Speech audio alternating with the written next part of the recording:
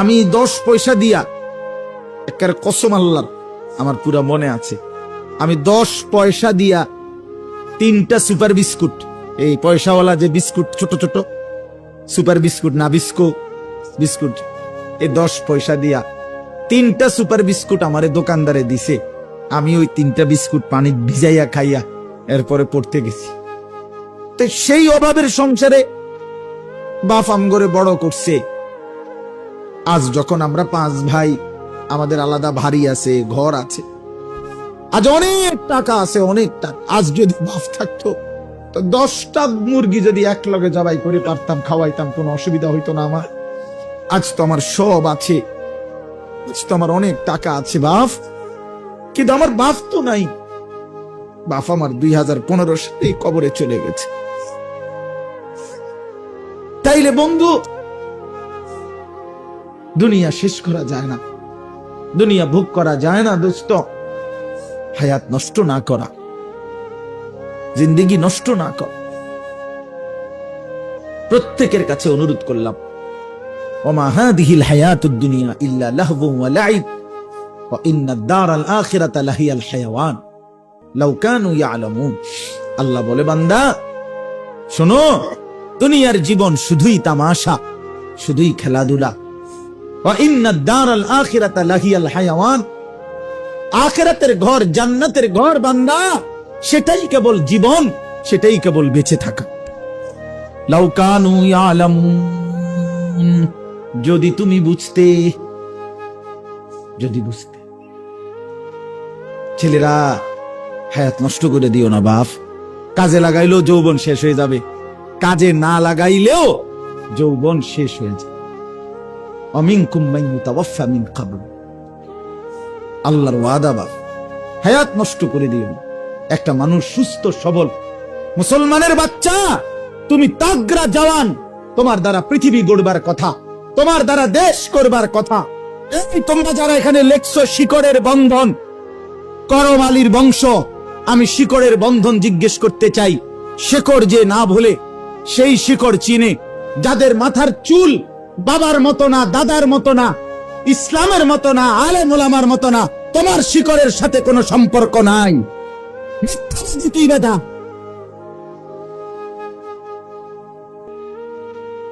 তোর বাবা কোনদিন এই চুল রাখে নাই।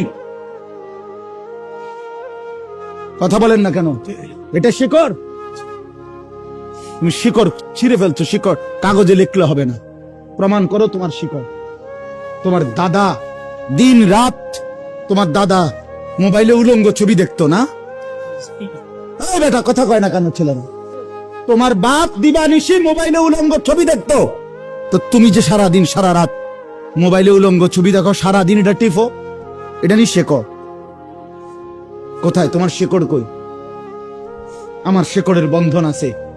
আমার বাপকে দেখছি আজীবন পাঞ্জাবি গায়ে দিছে, আমি পাঞ্জাবি গায়ে দিই। আমার বাপ আজীবন টুপি মাথায় দিছে, আমার টুপি আছে। আমার বাপ আজীবন দাড়ি রাখছে, আমার দাড়ি আছে। আমার বাপ আজীবন মিসওয়াক করছে, আমার মিসওয়াক আছে। আমার বাপ আজীবন টয়লেট পেপার ব্যবহার করছে, আমার টয়লেট পেপার আছে। আমার বাপ আজীবন তসবি ব্যবহার করছে, আমার কাছে তসবি আছে, ওই যে তসবি আমি তুইলাম। আমার বাপ আজীবন আতর ব্যবহার করতেন, আমার কাছে আতর আছে। আমি শিকড়ের বন্ধন আছি আমার। তোমার শিকড়ের বন্ধন তুমি বলো, বলো মিয়া, তোমার ইসলাম তুমি বুঝায় দাও। তোমার বাপকে বলো। আমি তো অসংখ্যবার বলছি, তোমরা যারা সিনেমার নর্তকীর ছবি, নাচ গান, জিনা ব্যভিচারের দৃশ্য দেখো, এই বাপ, তোমরা এক পবিত্র মুসলমান মায়ের 2 বছর দুধ খাইয়া বড় হইছিলা। তোমরা ওই নর্তকীর হাতে বড় হও নাই, মায়ের হাতে বড় হইছো তোমরা। তুই বেটা নর্তকীর সন্তান না, তুই এক মুসলমান মায়ের সন্তান। তো মাকে ভুলে গেলি কেন? এই বেটা, মাকে ভুলে গেলি কেন? বাবাকে ভুলে গেলি কেন? আল্লাহকে ভুলে গেলি কেন? ইয়া আইয়ুহাল ইনসান মা গাররাকা বিরাব্বিকাল কারীম।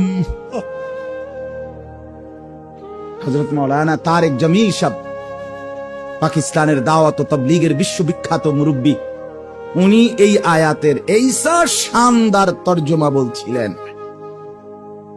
উনি উদাহরণ দিছিলেন যে এক মা, এই যে এই ভাই তো এক মা যদি তার সন্তানকে এইভাবে বুকের কাছে জড়ায় ধরা, মা যদি চোখের পানি ফেলে বলে, বাপ আজকে 6টা মাস মারে সারা কেমনে থাকলি রে বাপ। এক মা যদি বলে, কল্পনা করেন তো, আজকে 6টা মাস বাপ একটা ফোন করলি না, মার একটা খবর নিলি না, এ কথা বলে যদি কোনো মা কাঁদা দেয়, আচ্ছা পাথরের মতো দিল সন্তানের কলিজা কি আর বাদ মানবে? হ্যাঁ, হযরত মাওলানা তারেক জামিল সাহেব বলে, আল্লাহ যেন এরকম বুকে কাছেটাই না, মাথায় হাত বুলায়া আল্লাহ যেন বলে, আনিস আজ একটা বছর কোনদিন আমার এই ফজরের নামাজে সেজদা দিয়ে না থাকতে পারলি কেমনে রে বাপ? কি জবাব? হ্যাঁ, আল্লাহ যদি বলে রাত 11টা বাজে ঘুম থেকে তুলে, আনিস আজকের সারাটা দিনে এক ওয়াক্ত নামাজ না পড়ে আমারে ভুলে কেমনে রে থাকতে পারলি? কি জবাব দিবা যুবক? কি বলবেন? ওই মা আপনারা যারা নামাজ পড়েন নাই, আপনারা কি বলবেন? বোন আপনারা যারা বেপর্দা, আপনারা কি বলবেন? মা গাররাকা বিরাব্বিকাল কারীম। আল্লাহ বলে, হে মানুষ, আমার মতো দয়ালু মেহেরবান মনিব থেকে কে তোমারে আলাদা করে দিল? আমার চাইতে ভালো কোথায় পাইলা? এত বড় আসমান দিয়ে যে মনিব আমি তোমাদেরকে লালন করছি, আমার চাইতে দয়ালু মনিব কই পাইলা? এত বড় জমিন, ওয়াস-সামাআ বানাইনাহা বিআইদিন ওয়া ইন্না লামুসিউন।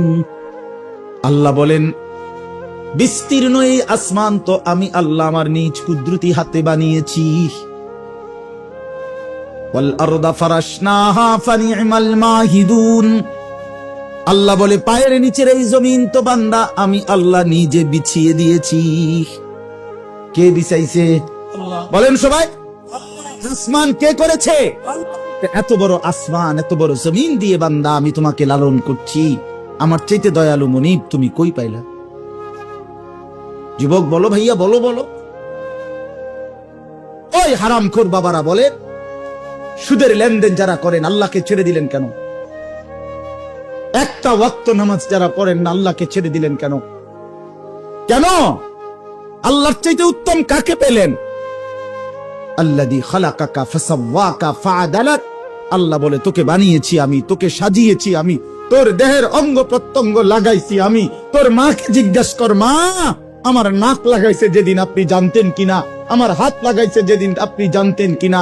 মা বলবে, না রে ফুত, আমি কিছুই জানতাম না, আমি শুধু জানতাম আমার গর্ভ, আমার পেটে সন্তান আছে, আমি এতটুকুই জানতাম। আল্লাহ বলে, মা তুই ঘুমা, তোর পেটে রাইখাই আমি আল্লাহ যথোপযুক্ত সময়ে তোর সন্তান গড়ে দিচ্ছি। ওয়ালাকাদ খালাকনাকুম সুম্মা সাওয়ারনাকুম। আল্লাহ বলে, বানাইছিও আমি, সাজাইছিও আমি। বাহ! মা জানে না, বাবা জানে না, কেউ জানে না। কেউ জানে নাক লাগাইছে কোন দিন, কান লাগাইছে কোন দিন? কেউ জানে? জানে শুধু কে? সেই আল্লাহকে কেন ভুলে যাওয়া বাপ? কেন? আজকের থেকে সিদ্ধান্ত নেই, আল্লাহকে নারাজ করব না ইনশাআল্লাহ। যুবক ভাই বলো না, নওজোয়ান বলো, এই চুল কাইটা ফেলো, চুল কাইটা। বন্ধু মনে রাখো, এই চুল, এই সামনে ডানে বামে বড় চুল যাদের, আল্লাহর দোহাই, এই চুল থাকা অবস্থায় তুমি দাজ্জাল থেকে বাঁচতে পারবা না, তোমার ঈমান বাঁচবে না। একেবারে আল্লাহর কসম, আমি বন্ধু যদি বলো তোমার বুকে জড়াই এক ধরে কইতে আমি রাজি, তুমি বাঁচতে পারতাম। যদি এই চুল থাকা অবস্থায় দাজ্জাল বের হয়, তুমি ঈমান বাঁচাইতে পারতাম। এই চুল থাকা অবস্থায় যদি তোমার ইমাম মাহাদি বের হয়, তুমি উনার পক্ষে যাইতে পারতাম। এই চুল সরাসরি দাজ্জালের অনুসারীদের চুল, ঠিক আল্লাহর কসম। রাসূলুল্লাহ সাল্লাল্লাহু আলাইহি সাল্লাম দাজ্জালের যতগুলো বর্ণনা দিয়েছেন, তন্মধ্যে দাজ্জালের চুলের বর্ণনা প্রত্যেক হাদিসে যতবার নবীজি দাজ্জালের চেহারার বর্ণনা দিছে, ততবার চুলের কথা কইছে। কেন কইলেন এত গুরুত্ব দিয়ে? নবী সাল্লাল্লাহু আলাইহি সাল্লাম। হ্যাঁ বা, এই জন্য দুশ্মন কৌশল করে এই চুল বর্তমান মুসলিম যুব সমাজের কাছে ব্যাপক পরিচিত করে দিছে।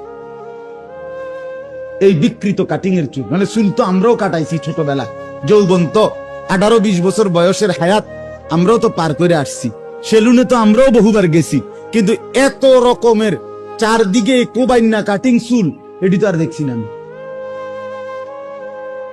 এগুলা মূলত সাফাতি দিয়া কোবাইছে এগুলার, এই যে ছবিগুলো লাগানো থাকে না, এরা নির্দিষ্ট কোন জায়গায় ফিড়াফিড়ি লাগছে, মারামারি, আর ওরা আচ্ছা তরে সাফাতি দিয়া মাথাত কোপাইছে কতক্ষণ, যার জেন দিয়া কোপ পড়ছে এনদের সিলাই লাগছে। সিলাইয়ের কারণে চুল প্রথম উঠাইছে, যে সিলাই করতে হলে চুল কি করতে হয়, সরাই ছাঁচতে হয় না, সাইচ্চা যখন সিলাই দিছে, পরে যখন সিলাই খুলছে, সিলাই তো খুলছে, এটা মিলছে, কিন্তু চুল আর ওঠে না, কারো এন দিয়া ওঠে না, কারো এদিক দিয়া, কারো এদিক দিয়া। এখন কি করা, তো তারা সিদ্ধান্ত করছে যে এটার ডিজাইন হিসেবে চালাই দে, দেখবি বেকুব খাইবি, কোনো অসুবিধা নাই, এটারে একটা ফ্যাশন ক, হ্যাঁ দেখবি আমগো এই ফ্যাশন, এর কোবাইন্না ফ্যাশন, এটা অনুসরণ করার মতো পাগল বহুত পাইবেন, চালাই দে চালাই দিছে। বাহ, পরবর্তী মাতালেরা ছুটছে, একটা বার জিজ্ঞাসাও করলো না যে এটা কি কাটুন। আস্তাগফিরুল্লাহ, আস্তাগফিরুল্লাহ। লজ্জা থাকা উচিত, হায়া থাকা উচিত, শরম থাকা উচিত বেটা। আল্লাহ রাসূল সাল্লাল্লাহু আলাইহি ওয়াসাল্লাম স্পষ্ট হাদিসে বলছে, ইন্নাহু শাবুন কাতাতুন, নবীজি বলছে দাজ্জাল হবে যুবক, কাতাতুন, দাজ্জালের চুল হবে এলোমেলো, স্বাভাবিকতার পরিপন্থী, আওয়ারুল আইন, আর 3 নাম্বার দাজ্জালের চোখ একটা হবে কানা। এই 3টা প্রধান বৈশিষ্ট্য রাসূল বলছে দাজ্জালের।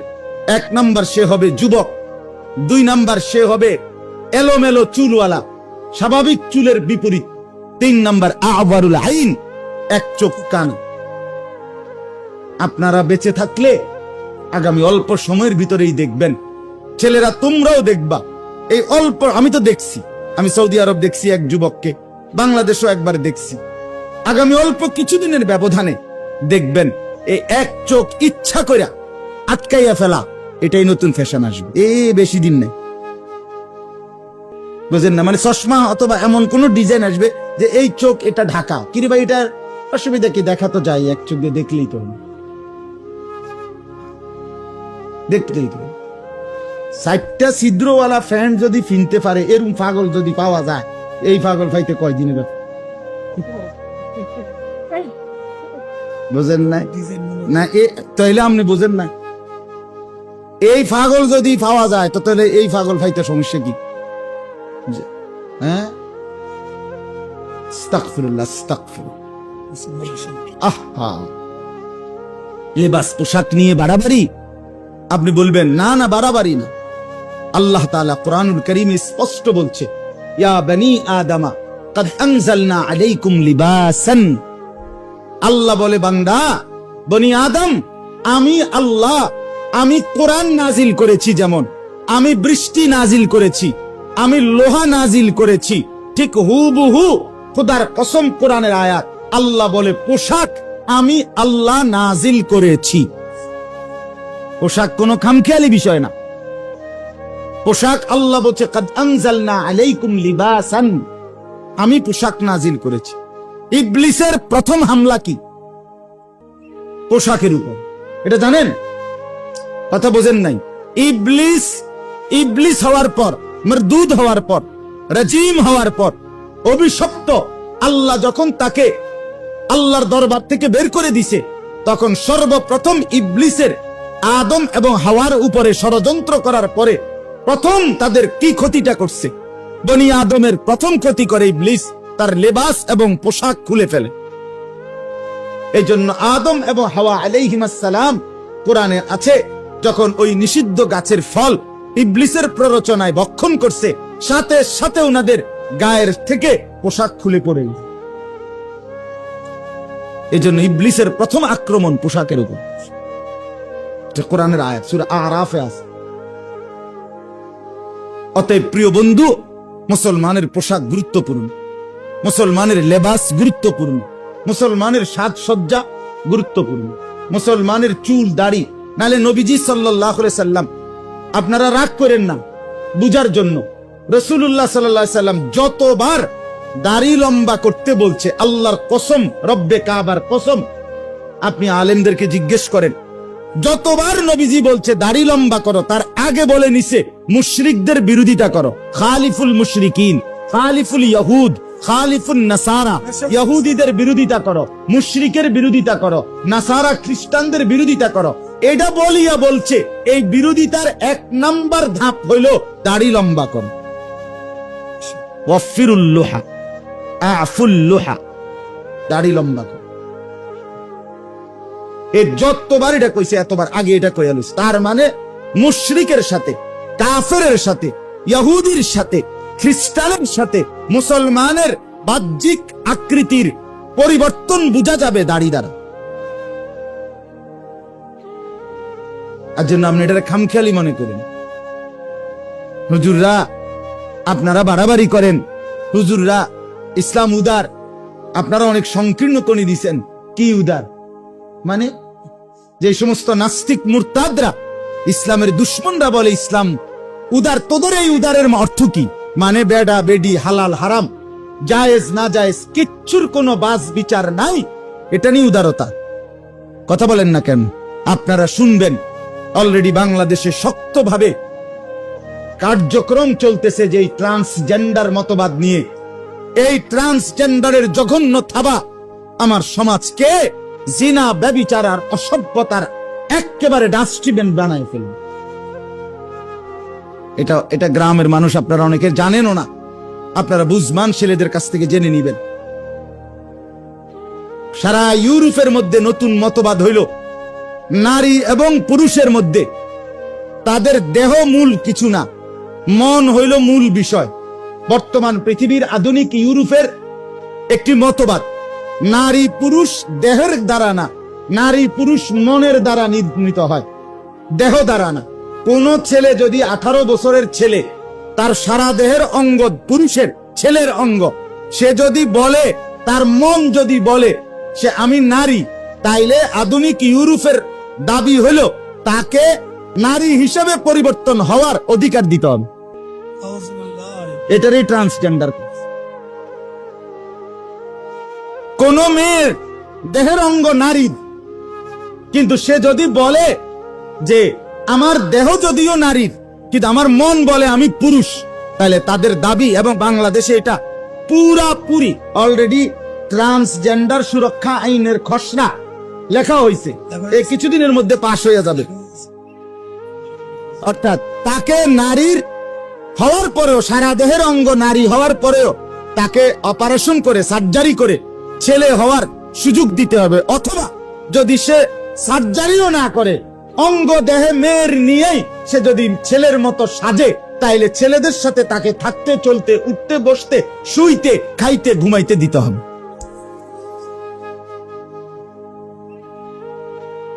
আগামী প্রজন্ম কোথায় দাঁড়াবে? কোথায় গিয়ে দাঁড়াবে বাপ? 2-4 জন জেনাখোর, বেবিচারী, 2-4 জন অসৎ চরিত্রের ছেলে পেলে কাছে হয়তো ভালো লাগবে বিষয়টা, কিন্তু ইমানদারের কি হবে? কথা বলেন না। নেককারদের কি হবে? চরিত্রবান এই সমাজ কি হবে? মায়ের বন্ধন, বাবার বন্ধন, ভাই বোনের বন্ধন, আত্মীয়তার বন্ধন, হায়া, লজ্জা, শরম, এসব যদি উঠে যায় তো এই সমাজ আমাদের কি হালাত হবে? বলেন না বাপ। ছেলেরা বাপ, এজন্য খামখেয়ালি করেন না, খামখেয়ালি করেন না। নিজের জীবন নষ্ট করে দিও না বাপ, নষ্ট করে দিও না। আল্লাহ আমাদেরকে বুঝ দান করে, আল্লাহ আমাদেরকে ফিকির দান করে, আল্লাহ প্রত্যেকটা ছেলেকে নেক জিন্দেগি দান করে, পর্দার আড়ালের প্রতিটা মা বোনকে হায়া, শরম দান করে। আমার সব সময়ের কথা, একটা হাদিস শুধু শুনাই মা বোনদেরকে। অনেক মা বোন শুনতেছেন, আমি শুনেছি, এই হিসাবে বললাম। মারা বোন, আপনাদেরকে বলি, রাসূলুল্লাহ সাল্লাল্লাহু আলাইহি ওয়াসাল্লাম বলেন, আল মারআতু আওরাতুন। নবীজি বলছে নারী বলে কাকে? আল্লাহ রাসূল বলছে নারী বলে কাকে? এক শব্দ বলছে, আওরাতুন। আওরাতুন, নবী বলছে পর্দায় থাকে যে, আড়ালে থাকে যে, নিজেকে লুকিয়ে রাখে যে, নিজেকে গোপন রাখে যে তাকেই বলে নারী, তাকেই বলে নারী।